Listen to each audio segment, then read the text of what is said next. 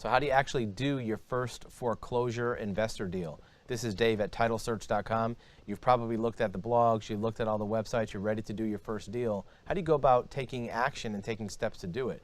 Well, first you have to pick out a property, or maybe more than one property. You might need 3 or 4 to look at in order to get one. Remember, at that auction, there's no guarantee that you'll be able to buy that one property you're looking at. If it bids up too high, or if somebody else decides to pull the property from the auction because it's been redeemed, such as the lender, that may restrict your ability to buy that one property. So always have at least 3 or 4 in mind when you're at that auction. Many of our investor clients use a 9-to-1 rule. They look at 9 properties for every one that they're going to buy. So once you get that done, how do you go about taking those steps to buy the property? First of all, get your funding lined up. Find out what the terms and conditions are from that auction or that sale. Do they require cash on the day of sale? Do you have a certain number of days to finish the transaction, maybe with a deposit? What is the due diligence that you would like to do? Most times the property is sold as is. The auction or the lender isn't going to give you any warranty deed or title insurance or any other type of assurances behind the property. Even property inspections are normally left off. So all that you have to do yourself.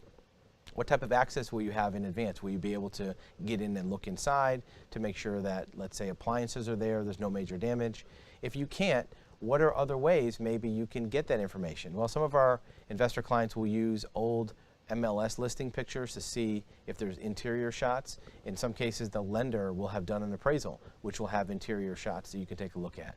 You may be able to do what we call a guerrilla appraisal, where you go and peek in windows, look at the chimney, look at the roof from the outside to see what obvious apparent defects might exist or not.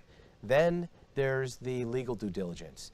Do you want to do a title search? More than likely you do. You want to make sure that there's no other liens or encumbrances or easements or judgments that will attach after that auction. You may also want to get some legal advice from an attorney to tell you what is all involved with owning a foreclosure property.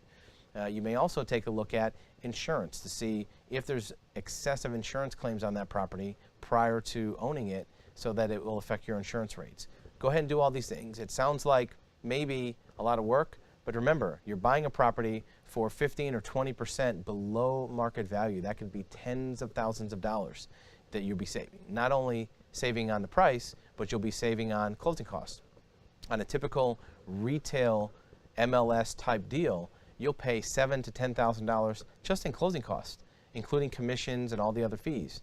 On a deal that's going through a foreclosure auction, you may only spend a few $100s for a title search, maybe a couple $100s for some other basic research, and you're in the door. So you'll save certainly tens of thousands of dollars. So this extra work and due diligence is worth it, even if you have to do that on multiple properties just to get one. Look, if you spend $300 or $400 on 5 properties, that's only a couple grand versus $20,000 or $30,000 more buying a property at retail and paying all the closing costs. If you have more questions about jumping into your first foreclosure deal, you can reach us at our website at TitleSearch.com.